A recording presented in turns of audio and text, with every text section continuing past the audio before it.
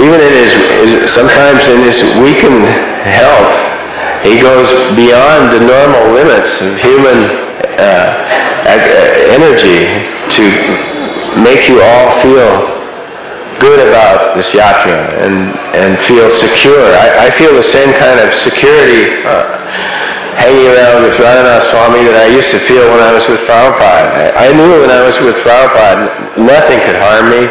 There was no problem with anything in my life. I was totally secure. And I feel that in Radhanath's presence on this wonderful yatra. That nothing can really go wrong. Everything is fine. So I've especially realized that I've reached a new comfort level with knowing that Srila Prabhupada's message is going forward in safe hands. Not only his message, but more importantly, I think, his craft, his preaching trade craft. This is the way Prabhupada used to do things.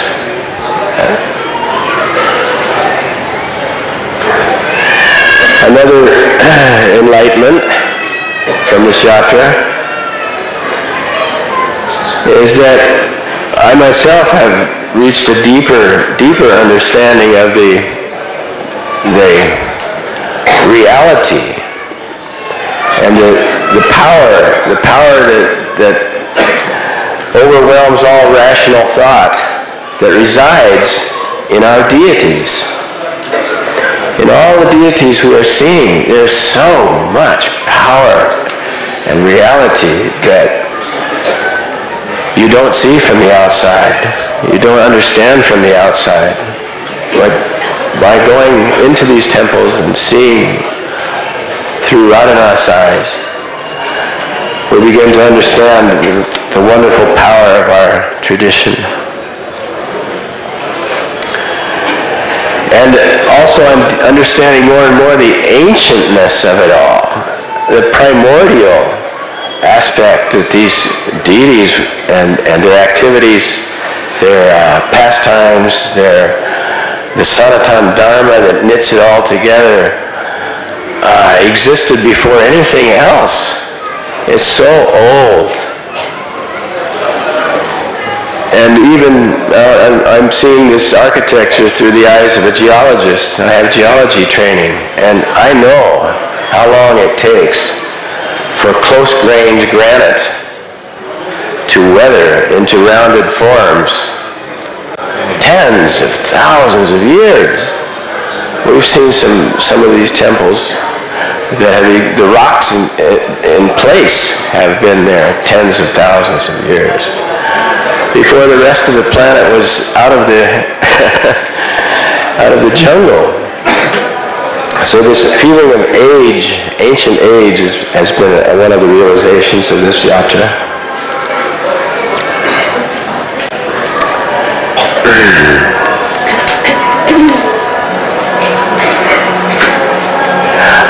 As my godbrother Chandamali has just pointed out, and this is a very strong realization, I'm sure, for all of us, is that we've gazed in wonder at the full acceptance by Srila Prabhupada's movement, of his ISKCON society, by the Ramanuja Sampradaya on this trip. And it's been like watching something out of the Chaitanya Charitamrita or the Srimad Bhagavatam, that the Ramanuja, our brothers, godbrothers and sisters in the Ramanuja Sampradaya have joined together like this. It's just a wonderful thing. And I think it's a major crossroads that will bear incredible fruits for spreading God consciousness all over this planet in the future. The Ramanuja Sampradaya is very, very powerful throughout India.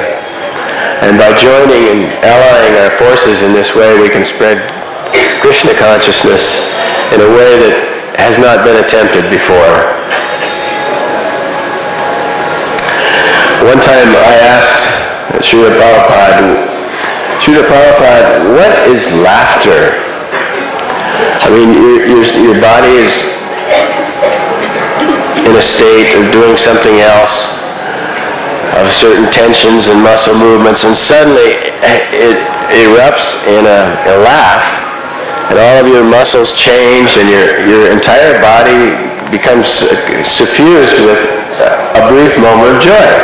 This always accompanies, a good feeling always accompanies laughter. So what is this laughter, Prabhupada? And he thought for a moment, and he said, Prabhupada, laughter is the difference between what you think will happen and what actually happens.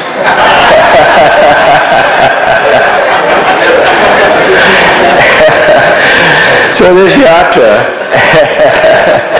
has been a good laugh from end to end, because we've been confronted with a string of things we think that will happen, and they just don't happen that way.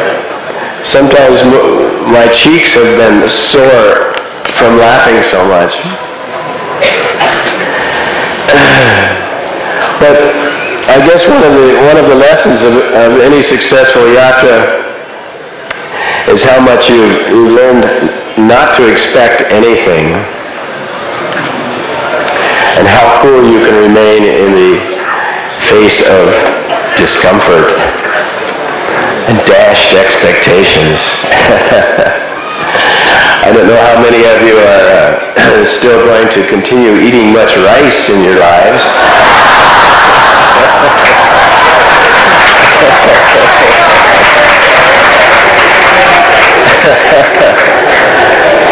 We're all kind of suffering from a carbohydrate-rich diet with lots of chilies and very little protein. But it's almost over. It's almost over.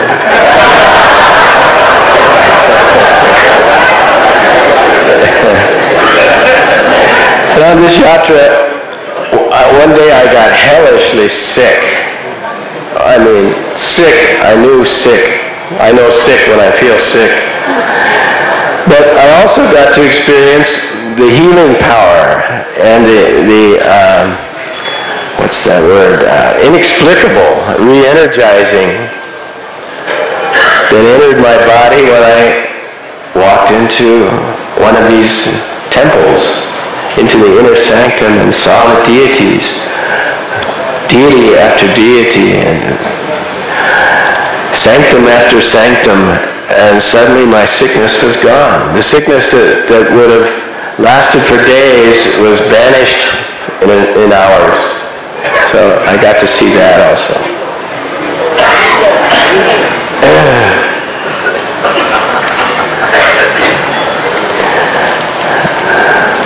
I guess I better put my glasses on.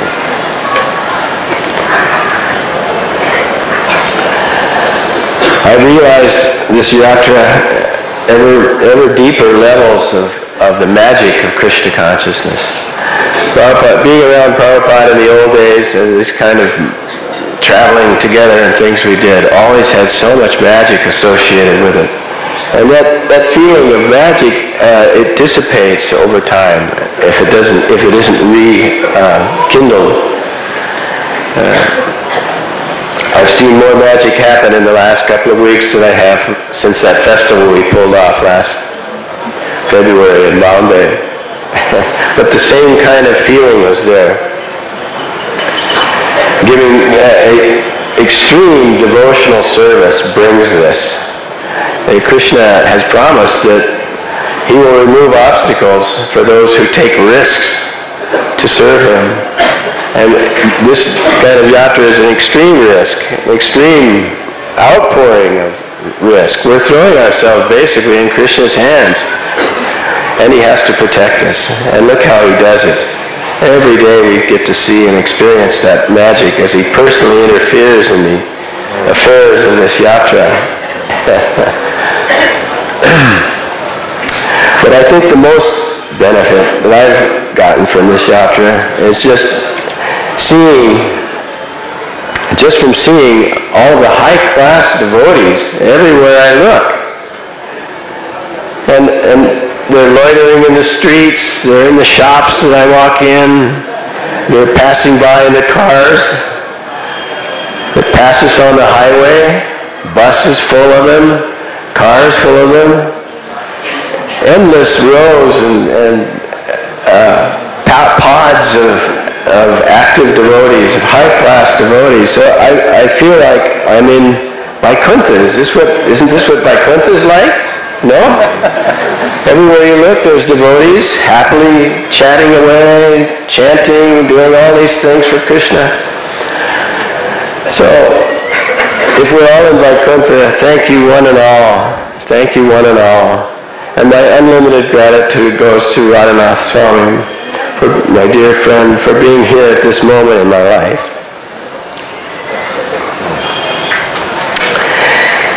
And I only pray that I may walk this path with all of you for the rest of my life and for all eternity, linked here like we are by Srila Prabhupada's unlimited love. All glories to Srila Prabhupada.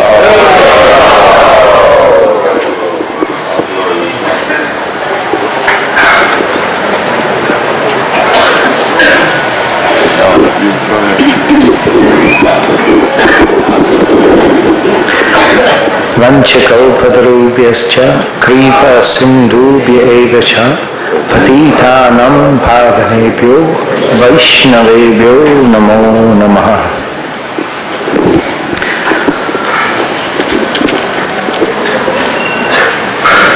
There are just a few sweet realizations I've had of this yatra, not least, I must admit, of having the association of some godbrothers and godsisters who I've not really met before or had the pleasure to spend just a little time with. But it's been a great pleasure also meeting up again with Shamsundar Prabhu, who inspired me so much as a young brahmachari in London, or at least a would-be brahmachari in London. One thing was, I asked Shamsundar Prabhu about if he could ever envision from the early days of coming to London that so much development of Krishna consciousness and so many devotees would be here enthusiastically engaged in the service of the Lord. And the extraordinary reply I got from Shamsundar Prabhu was that they never thought about the future, and they never considered the past, because Prabhupada had kindly finished all our past, but they were simply living for the present of how to serve Srila Prabhupada.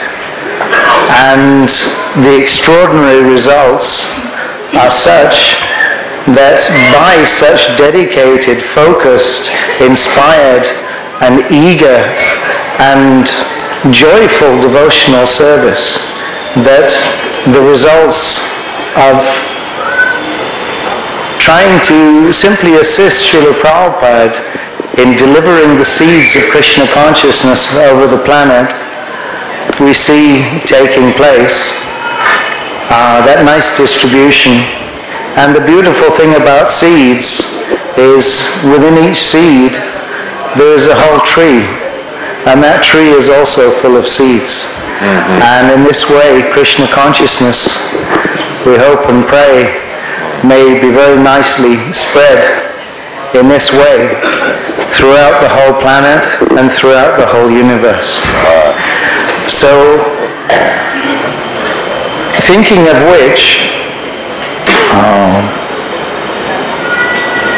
we heard in some very beautiful, articulate detail from His Holiness Radhanath Maharaj about the glories of Sri Ramachandra, and how he performed the extraordinary feat of making all those extraordinary stones float in water, in seawater, which is quite turbulent sometimes. And the appreciation of Setu Bandha.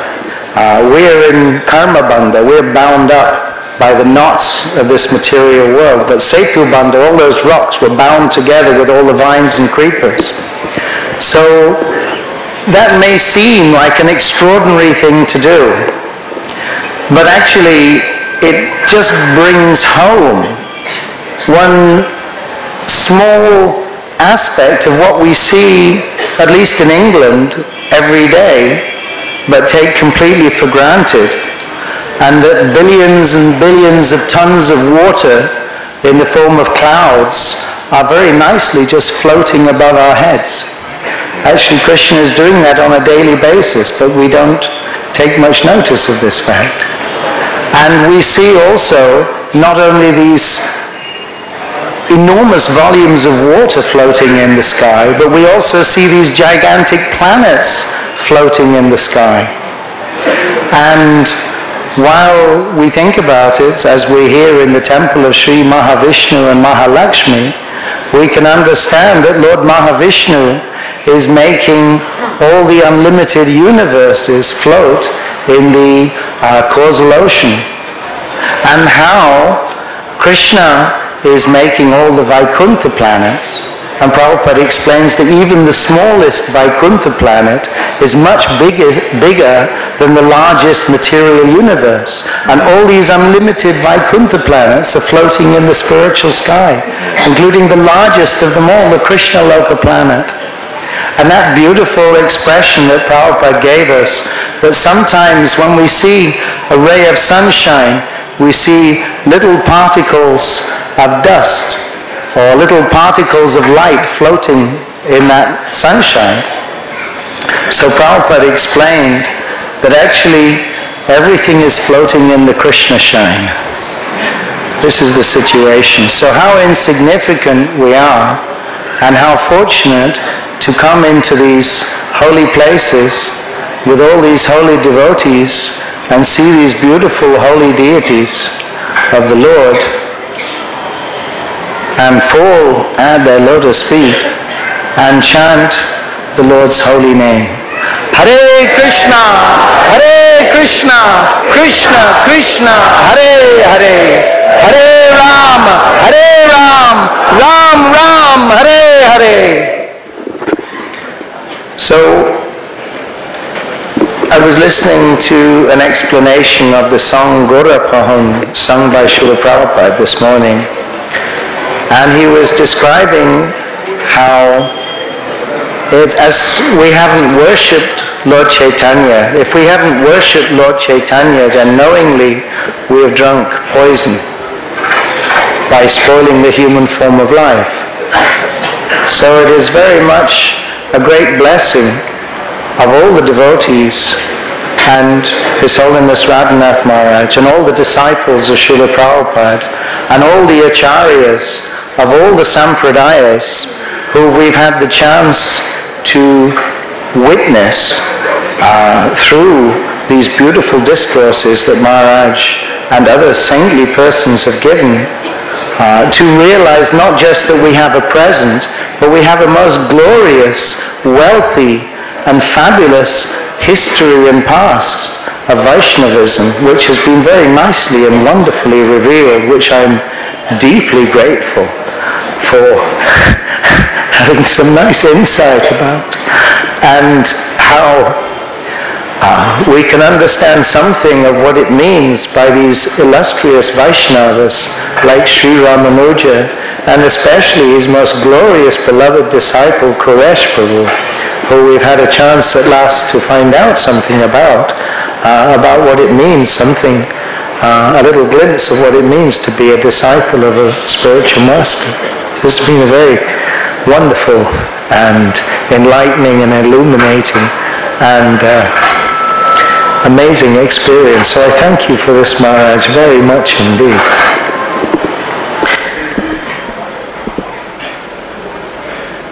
So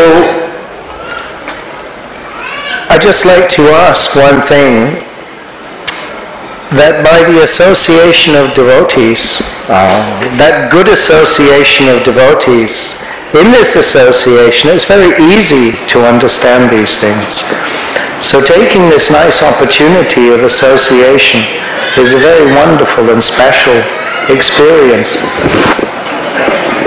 Now, one famous poet, he said that parting is such sweet sorrow.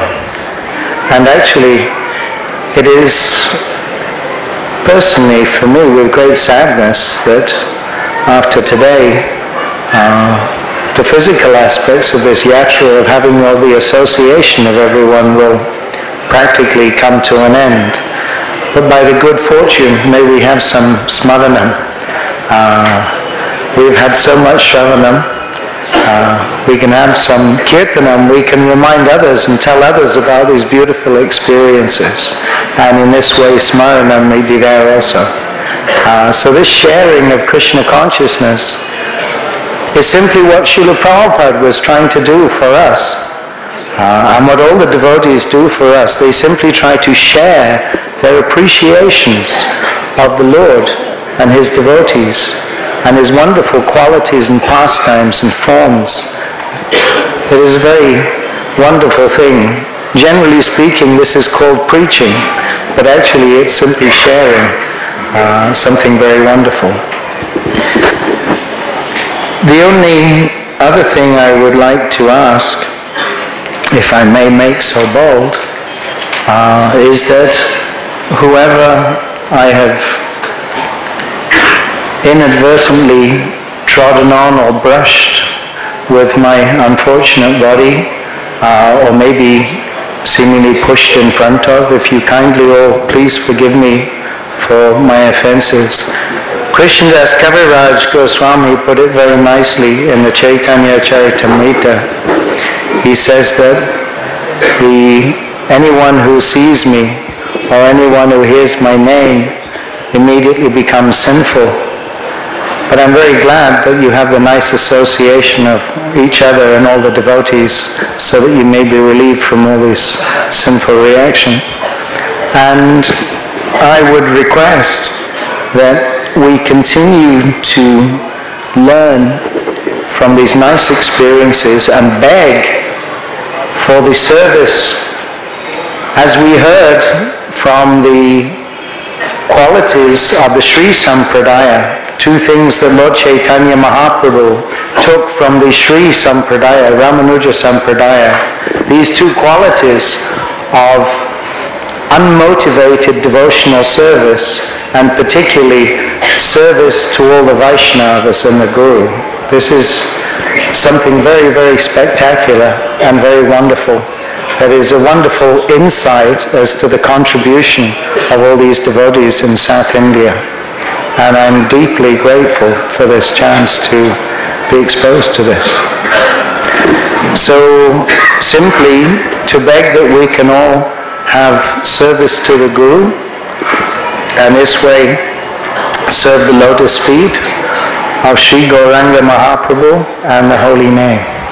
May we in this way make progress in our spiritual lives and come on many, many more yatras to come. Thank you all of you so very, very much. Hare Krishna.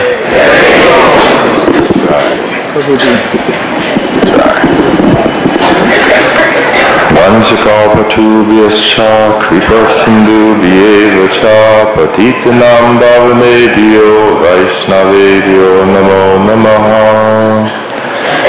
When I do this pranam and I say the last part, Vaishnava, the Vaishnava is actually more seriously understood from the experiences I've had during this yatra. And I can't over-express, Panditji. You have to understand that we see, as you said, that someone has had this vision. We also are seeing that this is also part of Prabhupada's vision, that the Vaishnavas, we are Vaishnavas. That means that we are worshiping the Supreme Personality of Godhead in His personal form. There is no distinction. Our tilak is exactly the same meaning. Our only purpose in life is to surrender to the lotus feet of the Lord and to engage in devotional service. So when I, having had the experience of this yatra, and when I saw the Murli Bhatt dancing and Parasar and the Sringadev dancing in ecstasy, this is an exact fulfillment of Prabhupada's desire. Because in order for us to be able to go out and be able to preach and to be able to make more devotees, we have to work together and understand that we have one common interest. And we also have one common foe, which is this Mayavadi philosophy, which has for so long poisoned the minds of innocent people for thousands of years in India. And this poison must be routed out. Prabhupada was very strong on this point, and he often pointed out that you must be fearless, and all of you devotees, in this experience that I've had here, I've met many of you who have said, well, please give me your blessings. And then I thought about it, I have no blessings to give. It's just like Lord Ramachandra. He was going into the forest to kill the demons, and he was going past the sages and the yogis, and he asked for their blessings. And they told him, how can we bless you? You are the Supreme Personality of Godhead. How can we bless you? And then they said, well, if we have some blessings, you can have them. Because there's no problem with having and giving blessings. So, we have all been blessed. All of you have been blessed. You don't need to ask for them anymore. As a matter of fact, the blessings are coming continuously by Prabhupada's mercy, by Lord Chaitanya's mercy, by Krishna's mercy, by Mahavishnu's mercy. Blessings are coming continuously. But blessings are just like burdens. If you have them, if they're in a big bag and you put them on your shoulders, after a while it becomes like a burden. So what do you want to do with this burden? You want to pass it on and give it to somebody else. So if you have these blessings so much, don't ask for them anymore. They're coming automatically. Give them to someone else. Remember, this task that Radhanath Swami, through Prabhupada, on behalf of Srila Prabhupada, is now giving to you the assignment of going out to change India, to change the world. This is very historical. This is very significant. I'm not just speaking rhetorically. I'm not speaking metaphorically. I'm speaking directly so that you can understand the seriousness of what you are experiencing. This yatra has been very nice. We have seen so many wonderful deities. We have seen so many millions of other devotees coming to worship the Lord. But now the hard work begins. When you leave and you go back to your respective homes and your respective temple sites, you must understand that you are now back in Maya's zone, and that she is planning to attack you immediately. She is going to put obstacles in your way. She is going to put nonsense in your way. She's going to say, oh yeah, that yatra is nice, but I have something even better for you. Come, let me show you. And then you're going to think, oh yes, oh this is so nice. I don't need to think about chanting. I don't need to think about engaging in devotional service. And what will happen is that you'll see some poor suffering souls walking on the street, and you'll walk right past them, forgetting that your duty, and this is one of the things that Prabhupada gave us from the very beginning, if you listen to his lectures, you'll hear this word duty continuously. It is your duty to preach and to defeat the Mayavadi philosophy. And a lot of you are very timid by nature, because you're thinking somehow or another, if I'm suddenly in a position where I have to argue with Sripad Shankaracharya Swami Nandana, and just little old me, how am I supposed to be able to defeat this person? They're so knowledgeable. They're so big Swami. They have all of these many disciples. They have all of these big schools. And it's just little me. Well, I have news for you. I'll tell you exactly how you can defeat them. You don't have to be a scholar. You don't have to be especially intelligent. You don't have to know all of the Vedas. All you have to understand is that as you're standing there in front of that person, no matter how big they may seem to be, how much nonsense, how much poison is coming out of their mouth, you must remember that number one, close your eyes and imagine that Radhanath Swami is standing right in back of you. And then imagine that Srila Prabhupada is standing right in back of him. And then imagine Srila Bhaktisiddhanta, who is Nisringa Guru, is standing in back of him. And then try to imagine you have the whole Parampara and all of the Vaishnavas in the whole world standing behind you. You cannot be defeated. You can only defeat yourself if you are challenged by any nonsense. And trust me, there will be plenty of nonsense to come. Like I said, your task is just beginning. Enjoy this vacation. That's what this is, a nice vacation. We've gone on a yatra, which is taking us all back to Godhead. Everyone here, having performed this yatra, is more or less guaranteed to go back. Every temple that we went to, there was guarantees written all over. If you perform this puja, if you see this deity, going back to Godhead, guaranteed. So we should not worry about what's going to happen to us. We know we're secure.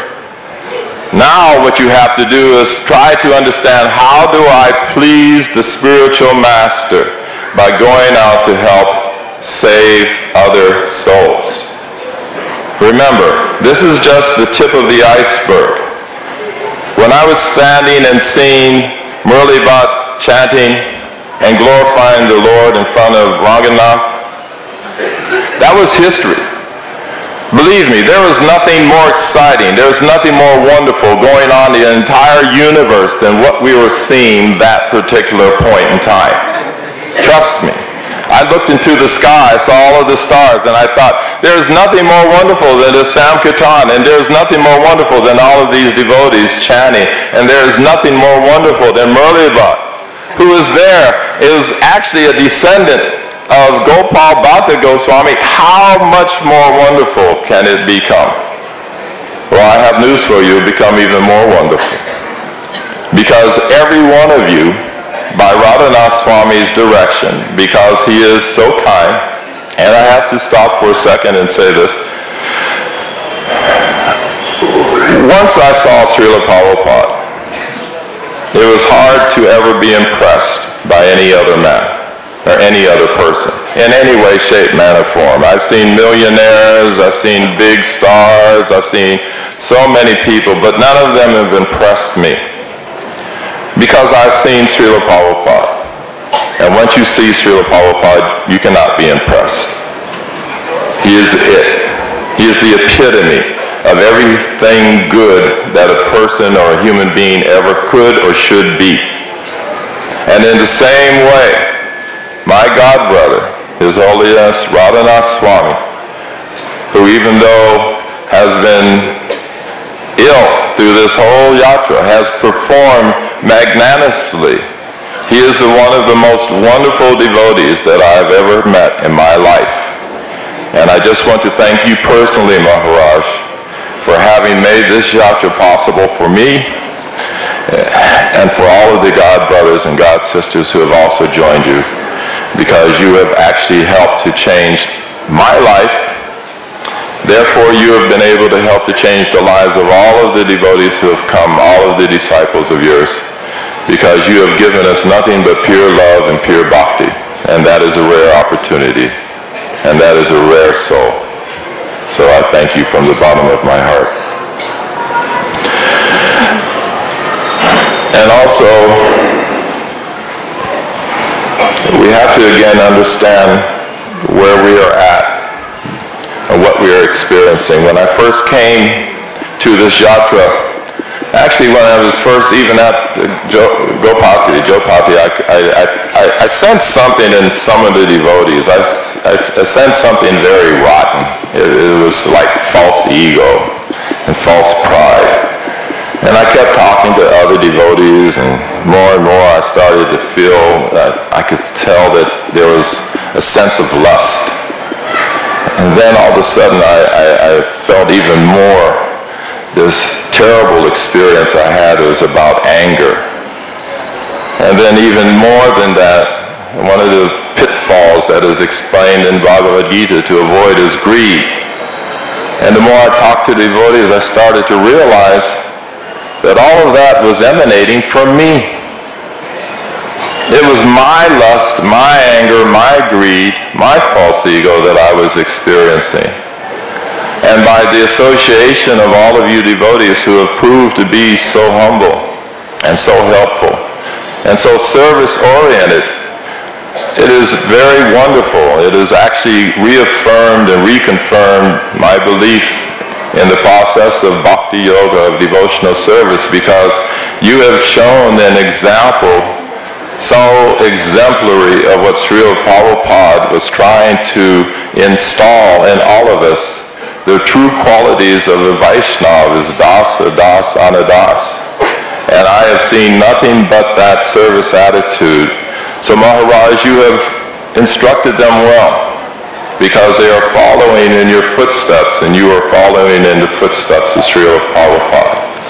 So therefore, again, from the bottom of my heart, I want to thank you, and all of you great Vaishnavas and Vaishnavis, I want to offer you my most humble obeisances. And again, prepare well, because the future is ready, and you will have to preach, because that is the mission of Lord Chaitanya Mahaprabhu. Jai, all glories to Srila Prabhupada. Thank you.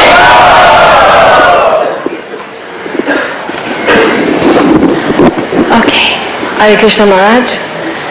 Basically, I wasn't prepared to be up here, so I will, Basically, I didn't know I was going to be up here, okay, so I will just speak few words, even because everybody else says so many nice things. And I had a word yesterday with Maharaj, actually, and I just went and I said, thank you for this wonderful experience. And I agree with Chandramali Maharaj that Sri Rangam for me as well was history and will be history. And I'm very honored that Krishna allowed me to be there. And this has been just an ocean in English, that's how you say, ocean of bhakti. And in this ocean is all of you, and I was lucky to be around you. So I say again, thank you Maharaj very much for giving me this opportunity. And I'm going back to London, and I'm very eager to go back to perform Aranam like we done here. And South Street, I don't know who knows this temple, but we have Radha London is there, where I was there for many years, and I was ill for 2 years, but I'm just better, and I'm red hot to go back and preach. And Harinam, Lord Chaitanya is being very merciful to give Radhanath Maharaj to us, and to me it was like dancing with Lord Chaitanya on the street of Sri Rangam. Hare Krishna. Glories to Srila Prabhupada. Radhanath Maharaj ki.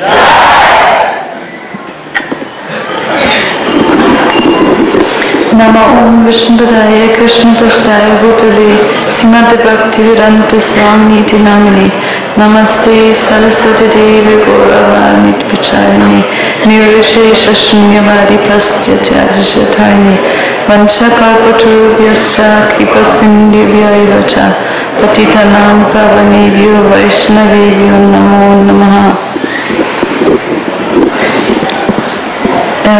I have the repeated great fortune to be with His Holiness Radhanath Maharaj, and it is like a child receiving a meal.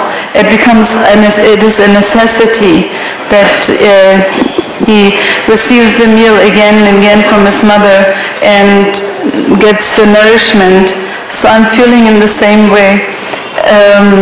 I'm always eager again and again to come with Maharaj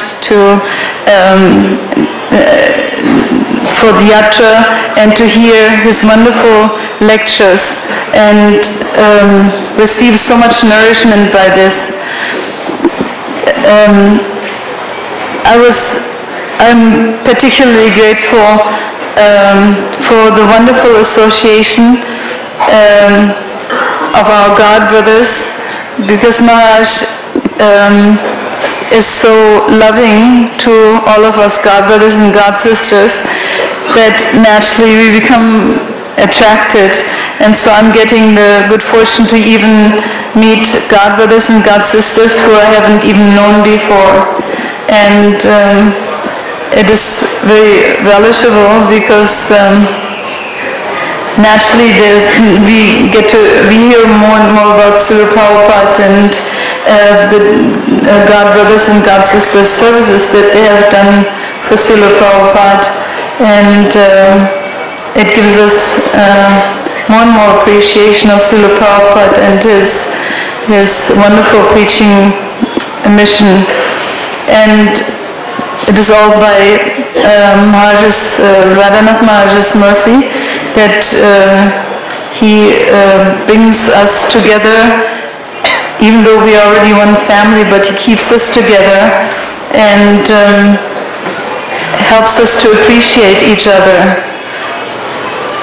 Kali Yuga unfortunately has that nature that it makes us drift apart, but Maharaj has this wonderful, almost like a magnetic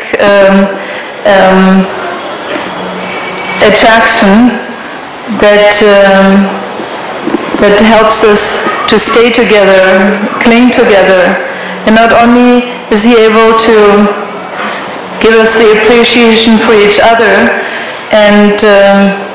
but he also brings us together with other great Vaishnavas of other Sampradayas, and indeed we are also related to them. And I was very happy in Sri Rangam to see the leaders of Sri Ranganath Mandir to come together and to give their appreciations of our Vaishnava process also, and Radhanath Maharaj's ability to teach us and in Krishna consciousness. And I remember how they were appreciating how they compared their own worship for Sri Ranganath like to a gold biscuit, and our process of Harinam to a gold necklace or gold jewelry. Like the gold biscuit is kept in a safe place, and like Sri Ranganath's worship is performed in the seclusion of this beautiful mandir, and around the world many people will not know the greatness of Vaishnavism and the worship of the deities, and but that they compared the Harinam Sankirtan, which is taken out into the streets, like you can wear the jewelries safely out into the public and show the beauty of it. And so they appreciated how the holy name is taken out into the streets. And for ourselves, we can attest to that we were benefiting that by this ourselves. How Srila Prabhupada came to the West and gave us the holy name and introduced us to the worship of the Lord in his personal form, in his Murti form, which is in Christianity not heard of, and how we benefited by this introduction to the worship of the Sri Murti. And now on this Yatra we saw so many wonderful deities, and to pray to them. Praying is so easy when you're standing in front of the Lord or in front of his Murti form. And when you hear the wonderful katha of great Vaishnavas of the past who have had such intimate exchanges with the deities, it makes it so alive. And more so when you hear it from the mouth of Radhanath Maharaj, it feels as if you were actually there when he was talking about Quraysh and his dedication to the deities. With so much detail, it made it alive, as if you were there. And so I'm always grateful to Maharaj for this wonderful katha he's giving us, and the devotional instruction inwoven into that, and his personal realizations. And it feels very much, and his love for the devotees, for the deities, for the holy name. And it reminds me so much on Srila Prabhupada. And being personal with the devotees, always having time, even though he has so many followers, so many disciples like that, always taking the time out to speak personally with the devotees. And just like Prabhupada had always had time for us, there was not, even though he was busy wanting to translate the books, but when a devotee would actually come and want to ask him a question, he would always have all the time in the world to spend with his disciples. Actually, there was an incident in Los Angeles where one devotee Prabhupada had expressed, I want to translate the books, but I want to have some time for that. So one disciple did not come for in those days the morning program was not fully established, but Prabhupada would call the devotees to his room, so she didn't come. And then Prabhupada asked her afterwards, why did you not come? And then she was saying, but Prabhupada, I don't want to take your time away from translating. I don't want to take your time away from doing your work, your service like that. And then Srila Prabhupada said, don't you know, you are my service, my disciples are my service. So even though he was translating the books, this personal aspect was always there, and he was always ready to instruct his disciples. So Radhanath Maharaj, in the same way, he is like a father, always tending to his children whenever there's some personal instruction needed. And then, of course, he gets us all together and gives us the katha, and it is very personal also. So in this yatra, again, we had the great fortune to be here and to hear this wonderful katha, chant and dance with him, and get the association of the other Vaishnavas. I'm eternally indebted to Maharaj for allowing me to be in the association in his own association and in the association of his disciples. Hare Krishna.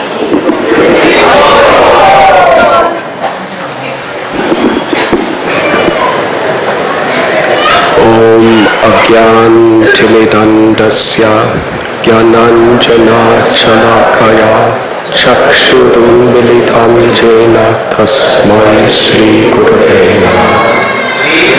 Vanchakalpatarubhyascha kripa sindubhya eva cha patithanam pavanibhyo vaishnavebhyo namo. Sri Krishna Chaitanya Prabhu Nityananda Sri Advaita Gadadhara Srivasati Gaur Bhakta Vrinda.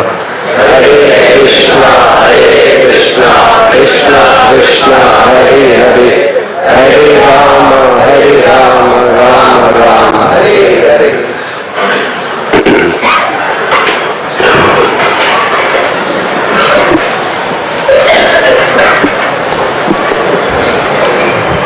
My most sincere gratitude to all of the illustrious Vaishnavas who have spoken from their hearts to illuminate our hearts.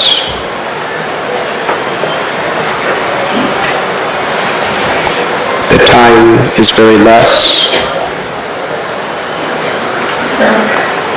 and we should conclude with nice Nam Sankirtan.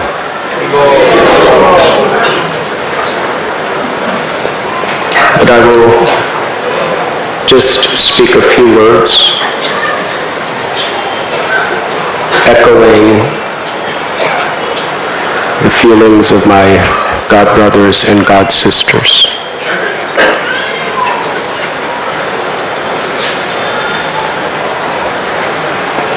To come together in a holy place, to hear, chant, pray, and worship the Lord.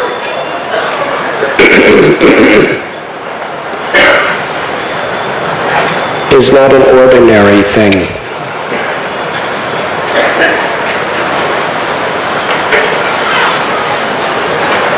Brahmande Brahmite Kona Bhagyavan Jiva Guru Krishna Prasade by Bhakti Lata Bija. It is only after millions and millions and millions of births in this material existence that one can come in contact with the Vaishnavas. In that association, the seed of bhakti awakens within our heart. There is no greater priority in all of life than nourishing and protecting that seed of bhakti. Because everything else will perish. Everything else is an illusion. When the great Vaishnava Quraysh was asked to pray for his vision to be restored, he did not want to see anything in this material world.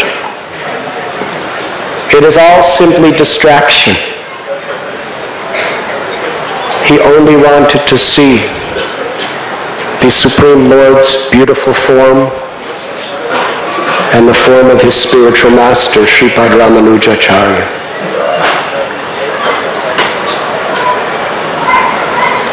That is the standard. In this world, life is about endless distractions, endless opportunities to forget our relationship with God. The world has simply been created for this purpose. However, as Lord Brahma explains in Srimad Bhagavatam, in the process, there's essentially only suffering.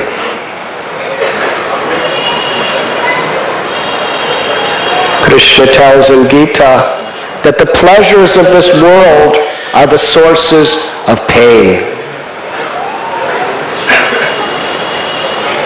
And it is a fact.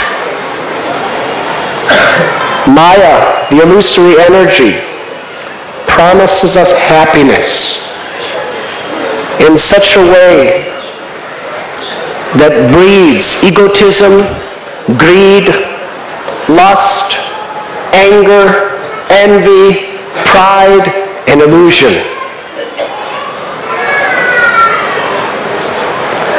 And the vast majority of the population in this age of Kali are like puppets on the strings of the three modes of nature.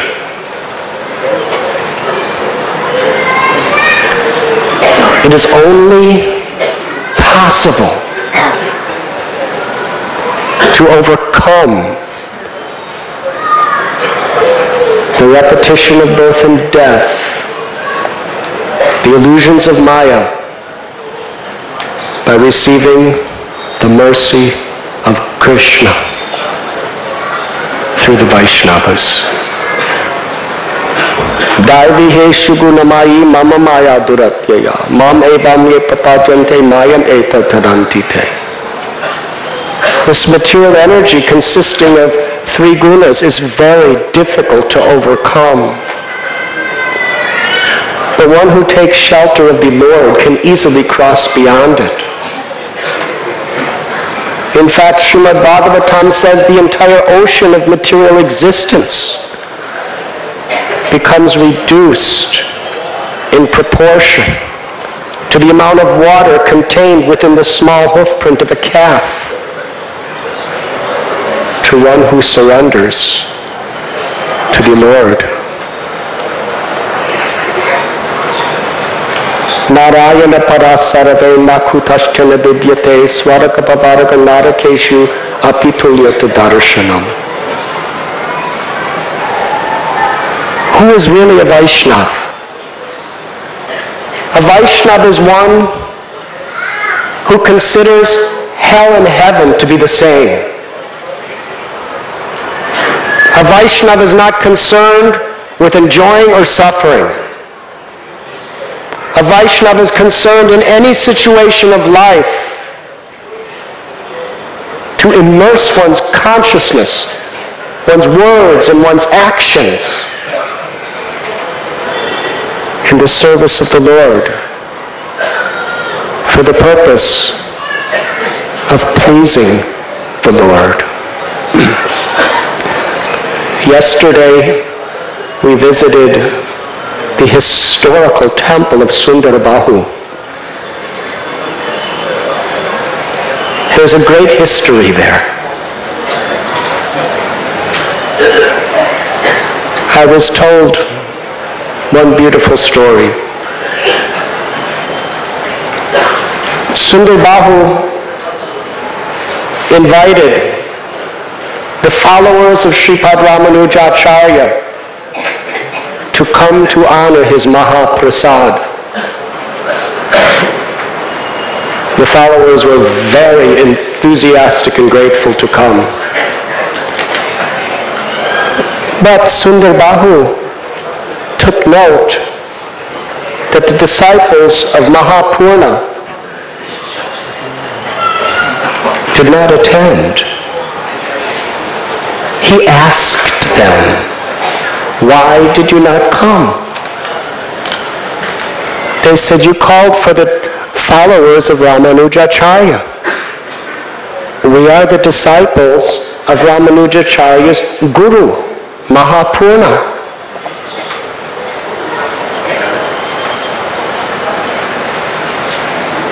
So we did not consider it appropriate. The Lord, Sundarbahu, he explained to them that Ramanujacharya is not an ordinary devotee. Although he is formally a disciple of Mahapurna, Mahapurna himself worships Ramanujacharya. There was a story, once Mahapurna offered his prostrated obeisances to Ramanujacharya, and Ramanujacharya accepted those obeisances. The devotees were confused. The Guru is offering dandavat to the disciple, and the disciple is accepting? How is this possible? Vaishnava etiquette is the jewel that makes a devotee beautiful in the eyes of Krishna. Sripad Ramanujacharya, with all humility, revealed his heart. He said, "I may be the humble servant of Mahapurna, who is the beloved of Sri Jamunacharya, the Guru of my life.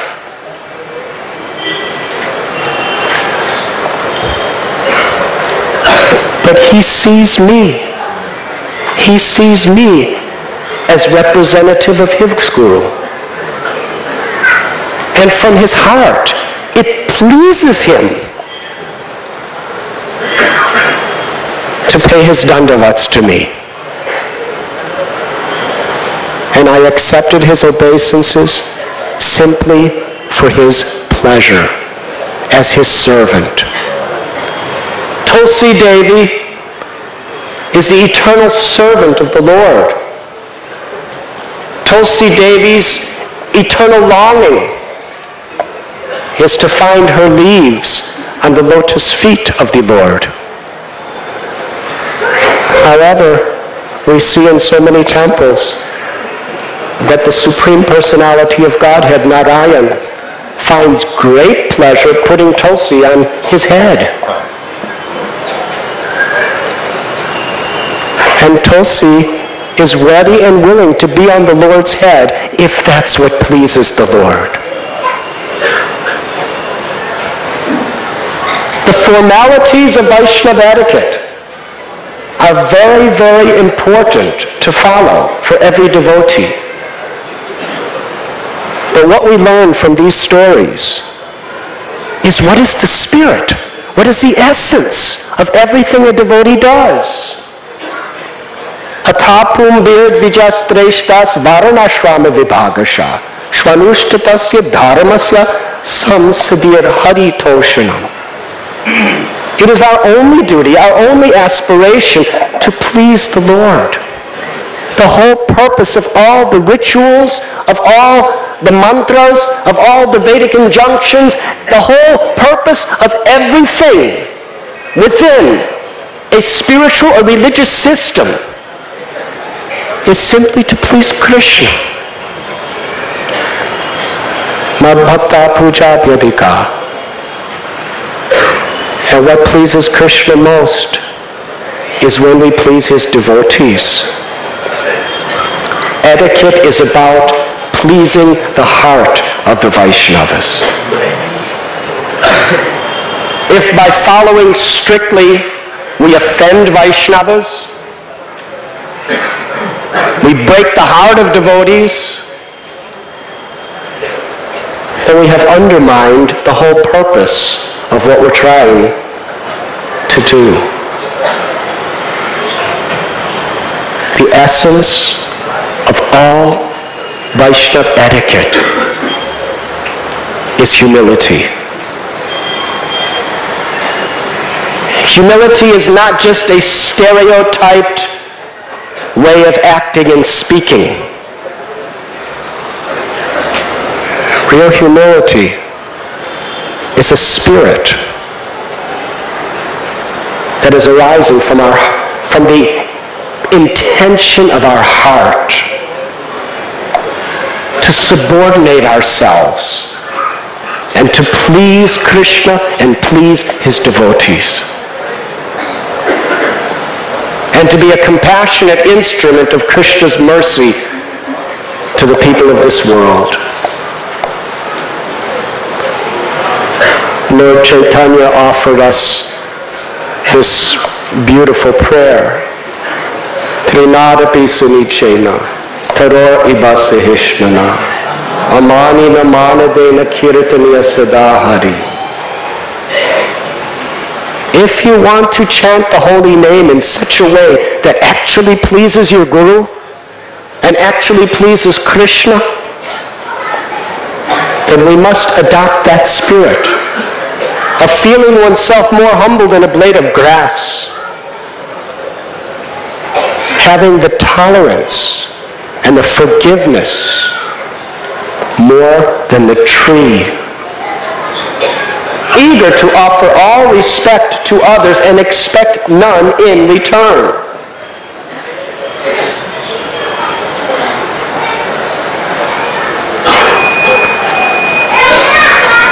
Sometimes, when you don't want respect, you get respect.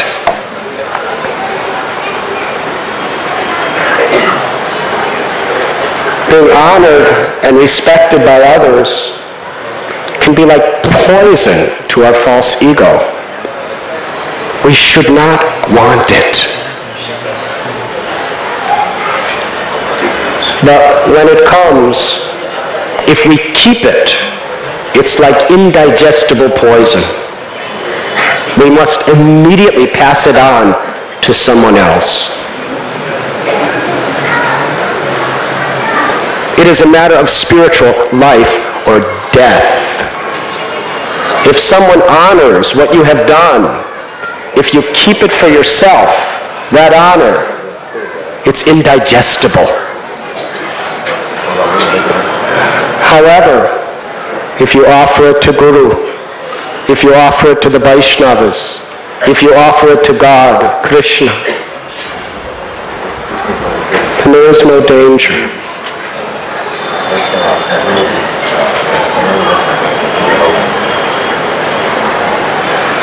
Lord Chaitanya Mahaprabhu, thank you very much, sir.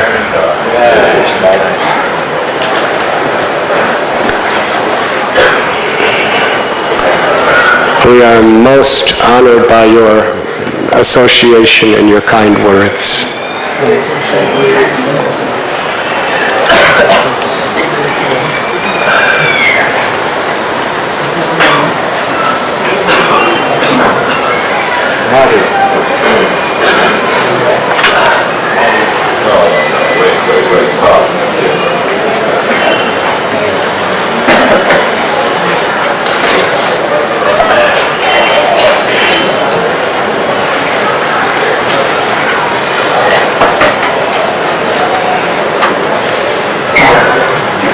Yesterday, we visited Rishabh Hill, which, according to Sri Chaitanya Charitamrita, is the place that Lord Chaitanya Mahaprabhu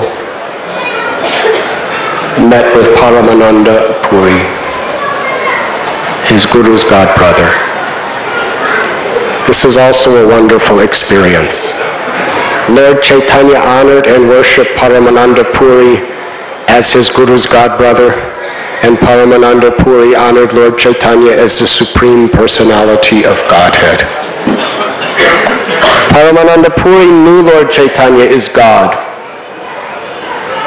But yet, when Lord Chaitanya at Rishabh Hill, where we were yesterday, offered his Dandavat obeisances to Paramananda Puri, he accepted his obeisances.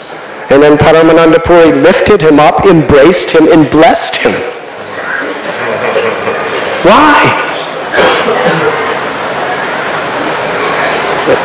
Because he was only interested in pleasing the Lord. Sandipani Muni knew Krishna was God. Vishwamitra Muni knew that Ramchandra is the Lord. Yet they're accepting the Lord massaging their feet and doing menial chores for them because it pleases them. Sometimes our beloved Guru Maharaj Srila Prabhupada would ask devotees to give class in his presence. Some of these devotees were only devotees for 1 or 2 years, and they were considered senior. At 26 Second Avenue, devotees were only practicing Krishna consciousness for a few months. And Prabhupada would ask them to give class, and he would sit to listen.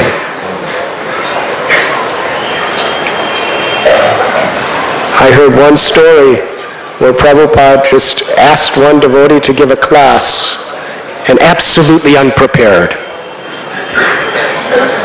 And he was so confused. To speak before Prabhupada? Very embarrassing situation. Without preparation? He said, "No, Prabhupada, I cannot speak in front of you." Prabhupada said, "But it is my order. You cannot break the order of the spiritual master. It will please me." Now, according to the scriptures,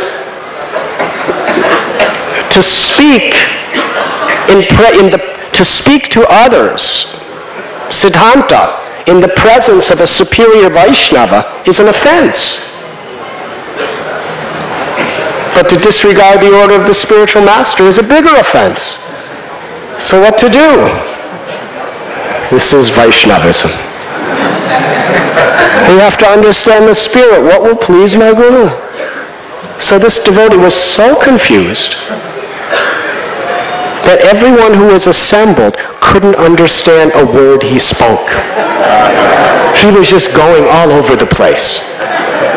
He was really, really emotionally chaotic speaking before Prabhupada.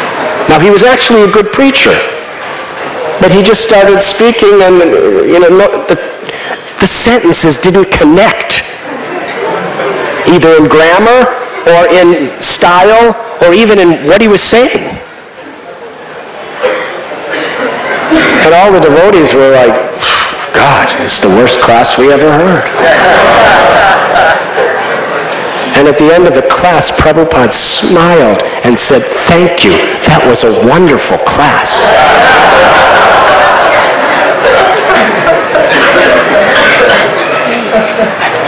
Because he tried to please his guru. That's the essence of life, simply to try to please our guru, Krishna, and the devotees. It's not a matter of how skilled we are. It's a matter of how sincere we are.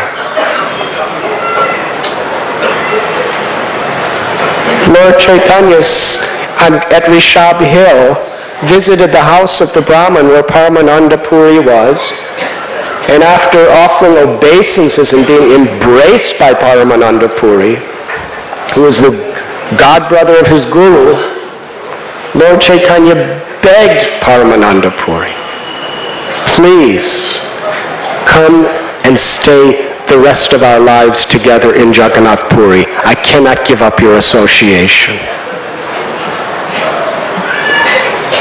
Paramananda Puri said, "From here I'm going to Puri, and then I'm going to Bengal to bathe in Ganga. But I will come back to Puri just to please you." They had such an intimate, ecstatic experience. They spoke together for 5 to 7 days, continuously about Krishna. And for the next over 20 years, Paramananda Puri remained in Jagannath Puri. And the whole while, Lord Chaitanya honored him and worshipped him as his senior, and he accepted it because it pleased the Lord. This is a parallel example of what we read with Sripad Ramanujacharya and Sripad Mahapurna.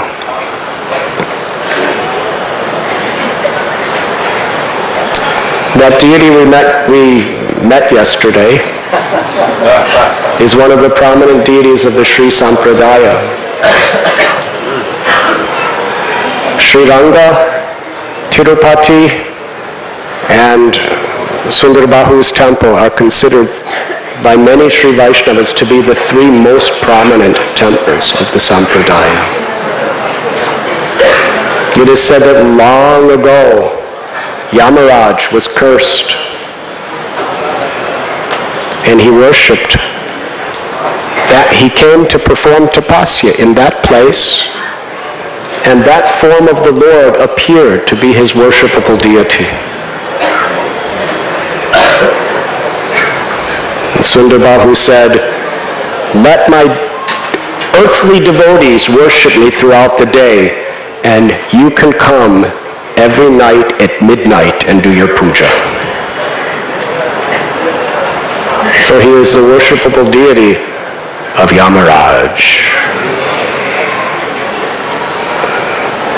And as we heard, that if we worship the Lord in a nice way, it is predicted that Yamaraj will lock the gates of his hellish abode, and he'll be at Vaikuntha to meet us as we gather together to loudly chant his name.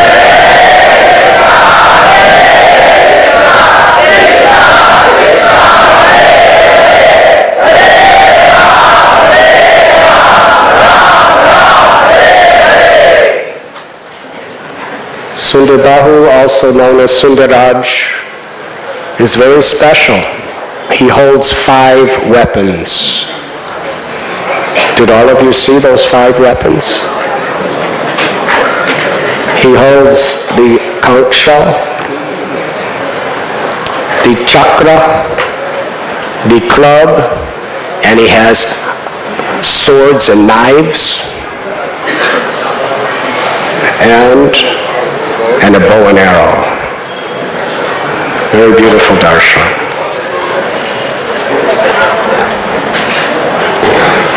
After Quraysh was blinded by Kolatunga I, he came to Srirangam.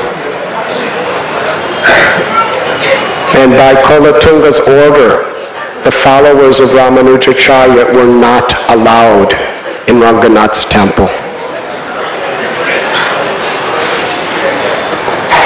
One of the guards said he cannot come. He is connected to Ramanujacharya. Another guard said, but he has such extraordinarily good qualities, we must let him in. So ultimately they decided, because of his good qualities, they would let him in. Quraysh said, if you are trying to separate whatever good qualities I have from Ramanujacharya, then that is the greatest illusion. Whatever good qualities I have is only by his mercy. Therefore, I will not come into the temple if you do not accept me as a disciple of Ramanujacharya. He left that place and came to the Sundarbahu temple in Rishabh Hill. And for approximately 14 years, he worshipped Sundaraj at the very place that we had darshan yesterday. And he did something amazing. He prayed to Sundarbahu, something nobody else prayed for. He prayed to leave the deity. He worshipped the deity with love, but he prayed, please reunite me with my Guru Maharaj in Srirangam, where he wants to live.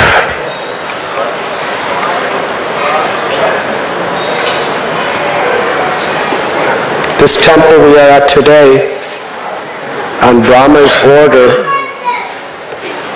was constructed by Vishwakarma in the Satya Yuga. He was worshipped by Prithu Maharaj, by Ambarish Maharaj,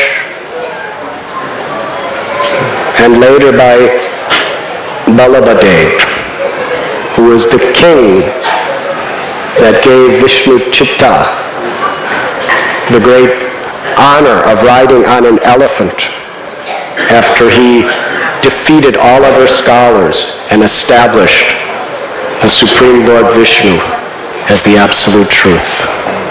We have heard that story from the Pandit who has just departed our association. This morning we visited the Meenakshi temple. In brief, when Parvati did not heed the advice of Lord Shankar and went to Daksha's social gathering, where he was going to perform some yajna, and then so many problems took place, Lord Shiva, in order to teach Sati a good lesson, he told her that she had to take birth on earth.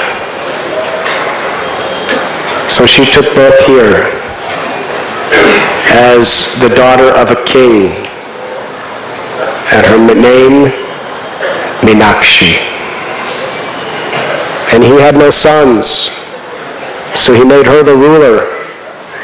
And it's a long and beautiful story, but ultimately, by Lord Vishnu's arrangement, here in Madurai, Lord Shiva married Meenakshi, and Vishnu acted as Meenakshi's elder brother and did the Kanyadan. Yes? Harimo. Another story about this Sundarbahu temple is in the prayers of Andal. She prays that she could offer 100 pots of payasam or sweet rice to the deity of Sundarbahu. But but she never came to this place. She entered into the body of Ranganath by his arrangement in that wonderful marriage ceremony before she had the chance to come here. But Sripad Ramanujacharya, he read that verse and he felt that on Andal's behalf he would do it. So he came here to the Sundarbahu temple and he offered 100 pots of this very special sweet rice. And then later on he went to Andal's birthplace where there's an ancient deity of her, and she spoke to him and said, because you fulfilled the wish of my heart that was unfulfilled in my life, Ramanujacharya, I accept you as my elder brother.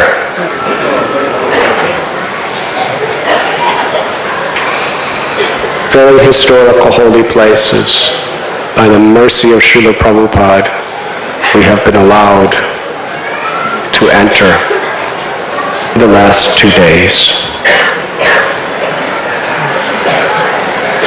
We will now conclude the final address of the 2006 South Indian Yatra with these words.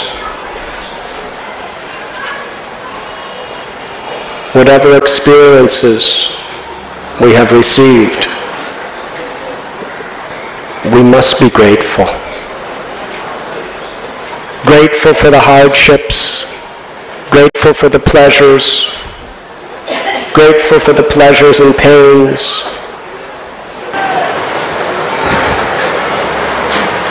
and especially grateful to each other and to Srila Prabhupada, who has made it all possible. A grateful heart is a heart where the seed of bhakti can grow.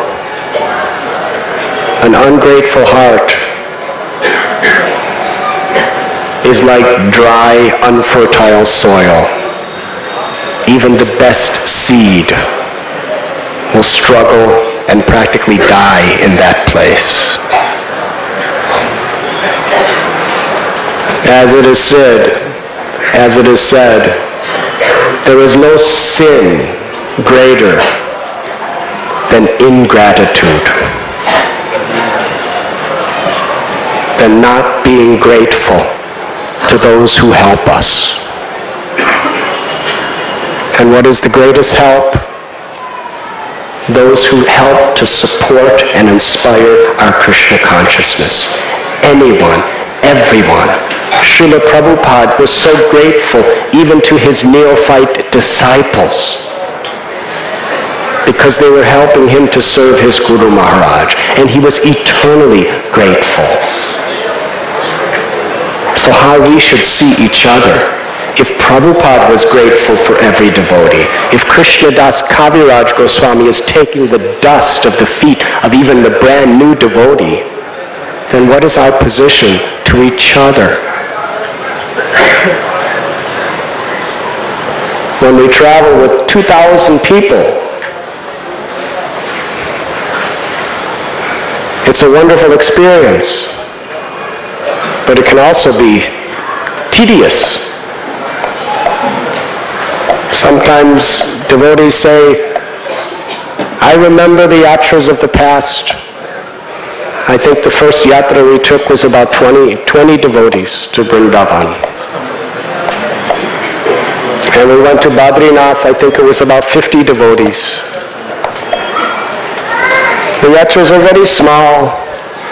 No standing in lines. No shifts for prasadam. No lines of buses with crazy, insubmissive bus drivers. Everything was very simple, very intimate. But as far as I'm concerned, it's more intimate now. The first yatra was 20 people, now 2,000 people. So now the yatra is 100 times more intimate and more pleasurable,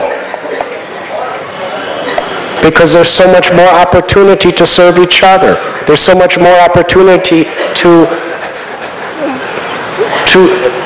make dear friends with the Vaishnavas.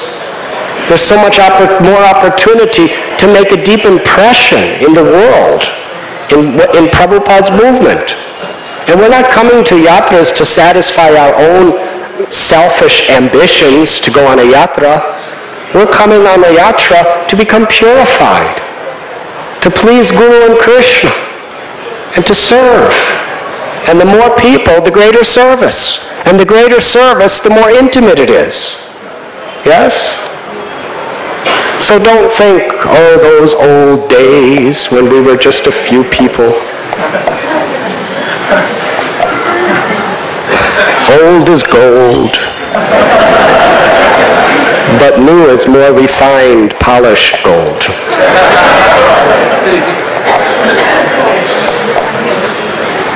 What a joy, what a pleasure when we see how Prabhupada's movement is expanding, how Shri Radha Gopinath are attracting so many wonderful people. To feel the pleasure of this, standing in lines for 4 or 5 hours for darshan, is a very, very small price. Yes? How many of you agree with this idea?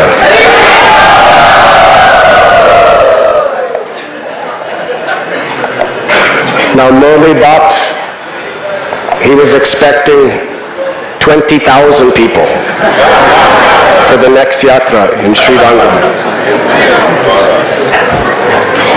That would be very sweet. I don't know how I'll survive, but it will be very sweet.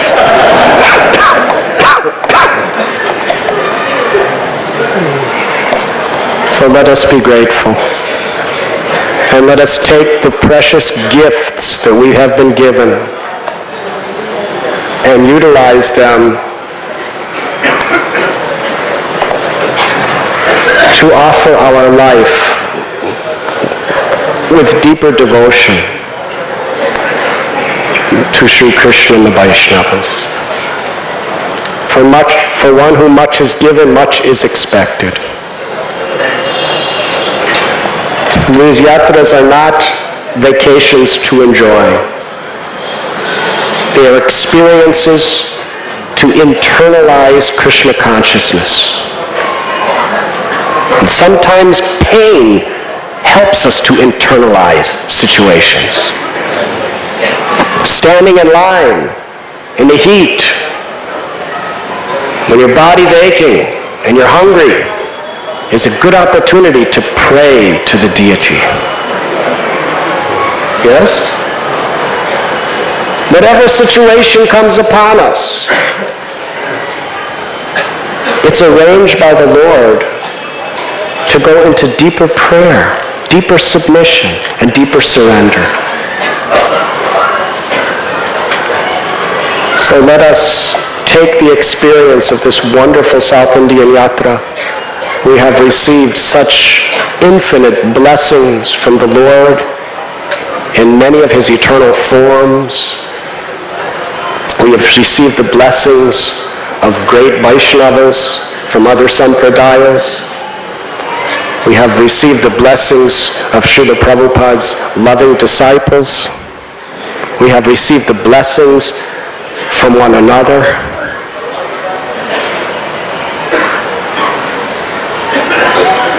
With those blessings, let us pray that it will make us more pure, more humble, and especially more dedicated.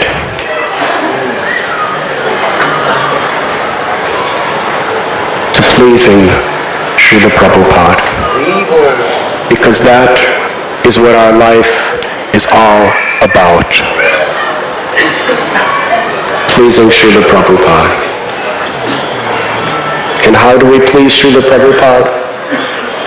It's very simple to understand. He wants us to become pure devotees. He wants us to study his books carefully and discuss the subjects. He wants us to follow the 4 regulative principles and live with the highest integrity. He wants us to cooperate in a spirit of selfless service with one another and give up false egotism and the tendency to criticize others.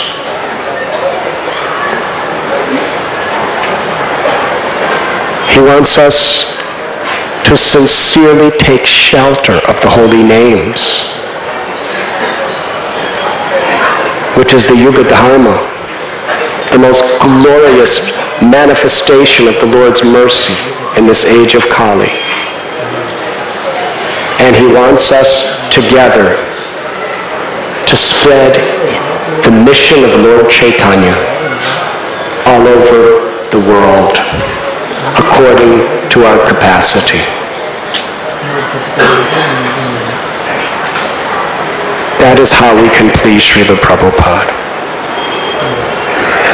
That is the perfection of all the aspirations of our lives. Let us end the yatra by meditating and praying in this way. My sincere gratitude to the organizers of the yatra. It's the most difficult yatra ever in our history. Radha Krishna Prabhu, Abhiram Prabhu, Sitanath Prabhu, Gauranga Prabhu, Vasudev Prabhu. So many names I don't remember all, but you all know. If I didn't say your name,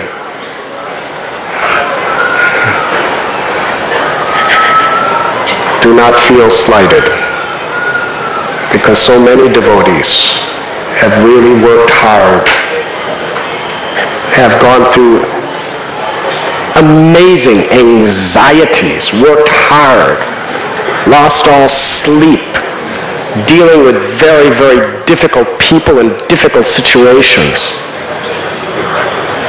just to try to please all the Vaishnavas. So let us very loudly offer our gratitude to all the people who worked in so many ways to organize this yatra.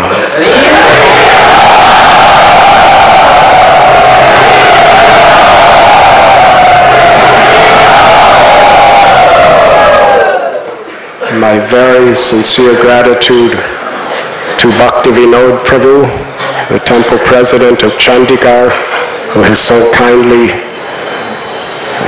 given us his wonderful association throughout these days.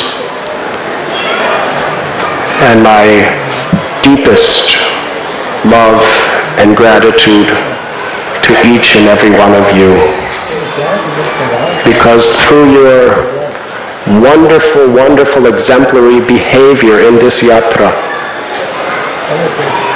you have made deep impressions on the local people wherever we have gone.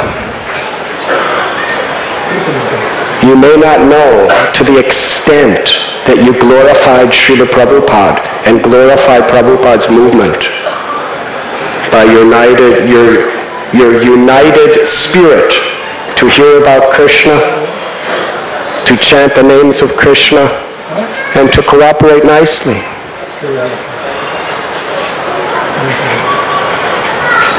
And many devotees also, their faith in the process of bhakti has been very much enriched and nourished just by being in the association of all of you. I can say personally that I'm simply amazed, as Bhakti Tirtha Swami Maharaj would say, amazing how wonderful all of you are. In honor of His Holiness Bhakti Tirtha Swami Maharaj, who I know is smiling upon us, seeing us dancing in all these holy places, on his behalf, I will speak these words and end my lecture. You are amazing, amazing, amazing. How wonderful and how much I love you. Thank you very much. Srila Radhanath Swami ki! Radhanath Swami ki! Radhanath Swami ki! Vaishnava Thakur ki! Jaya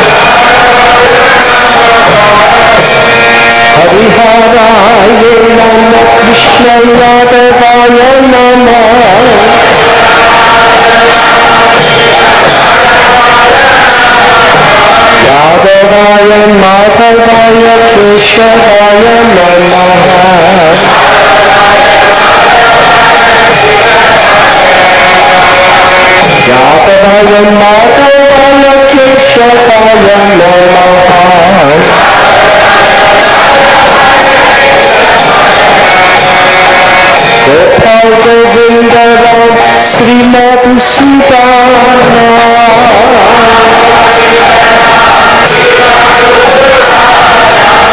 Gopal Govinda Ram Sri Madhusudana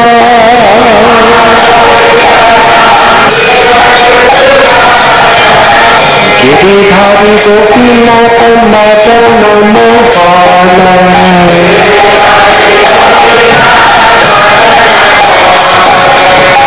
Giridhari Gopinath Madana Mohana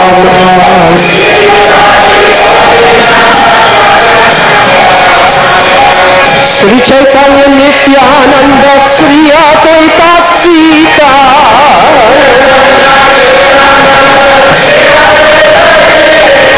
Sri Chaitanya Nityananda Sri Advaita Sita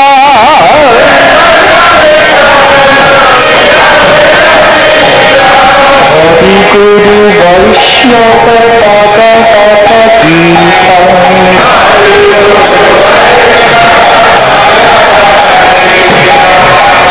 Hari Guru Vaishnava Bhagavata Gita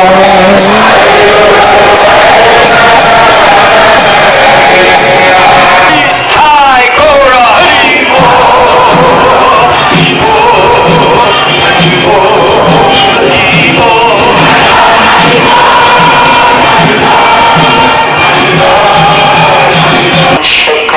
Shakalpatrabhyascha Kripa Sindhubhya eva cha